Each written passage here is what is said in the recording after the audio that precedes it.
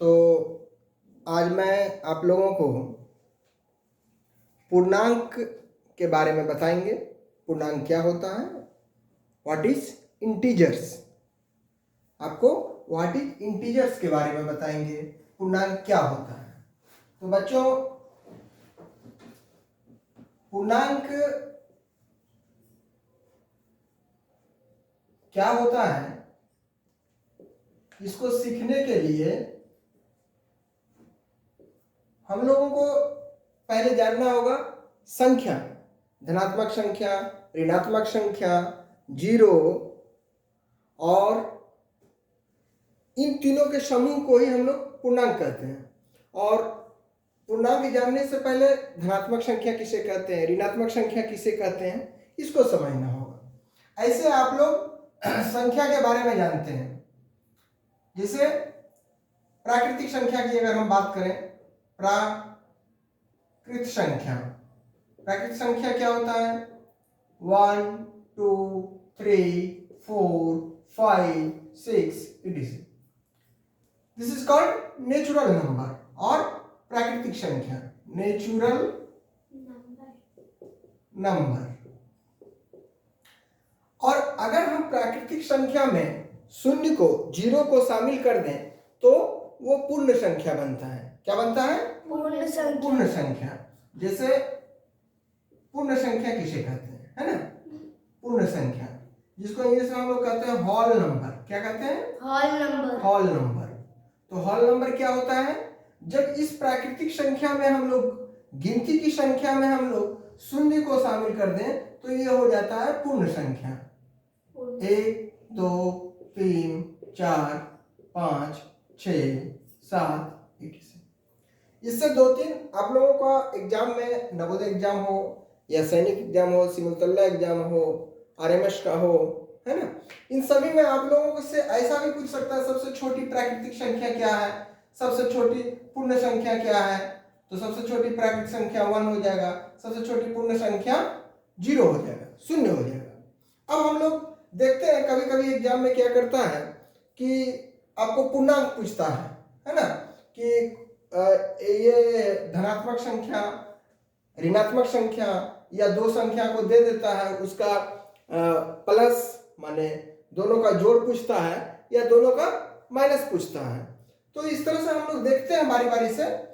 तो सबसे पहले इसको जानने से पहले हम लोग देखेंगे पूर्णांक किसे कहते हैं। तो पूर्णांक किसे कहते हैं, एक सिंपल सी भाषा में आप लोग समझ लो कि पूर्णांक कहते हैं जब धनात्मक संख्या ऋणात्मक संख्या में 0 शामिल कर दें तो उसको हम लोग पूर्णांक कहेंगे। या फिर हम ऐसे कह सकते हैं, शून्य धनात्मक संख्या, शून्य धनात्मक संख्या और ऋणात्मक संख्या के समूह को पूर्णांक कहते हैं।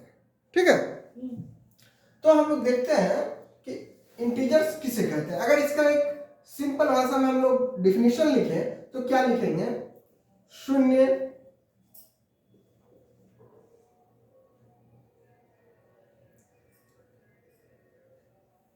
ऋणात्मक संख्या और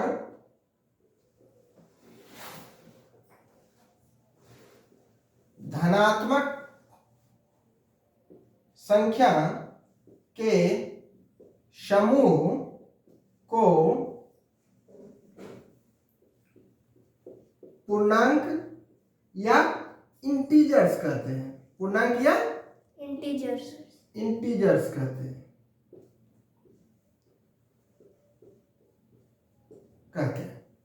ठीक है, अब ये ऋणात्मक संख्या क्या होता है और धनात्मक संख्या क्या होता है।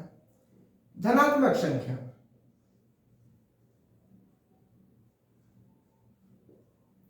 एक 2 3 4, ये सभी क्या है, धनात्मक संख्या है, जिसको हम लोग इंग्लिश में पॉजिटिव नंबर भी कहते हैं, है ना।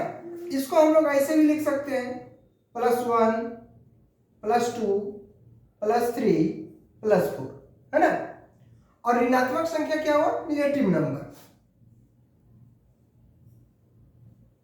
ऋणात्मक संख्या निगेटिव नंबर, जैसे -1 -2 -3 -4 -5, ये सब ठीक है, तो हम लोग बात किसकी कर रहे थे? पूर्णांक की।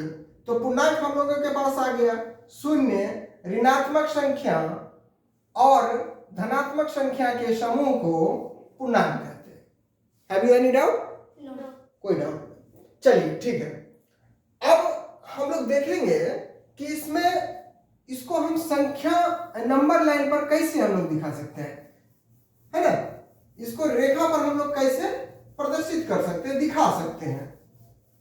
देखिए, इसको दिखाने के लिए हम लोग पहले एक सरल रेखा खींचेंगे। क्या करेंगे? एक रेखा खींचेंगे, एक लाइन खींचेंगे और लाइन पर दाईं ओर धनात्मक संख्या लिखेंगे और बाईं ओर ऋणात्मक संख्या लिखेंगे।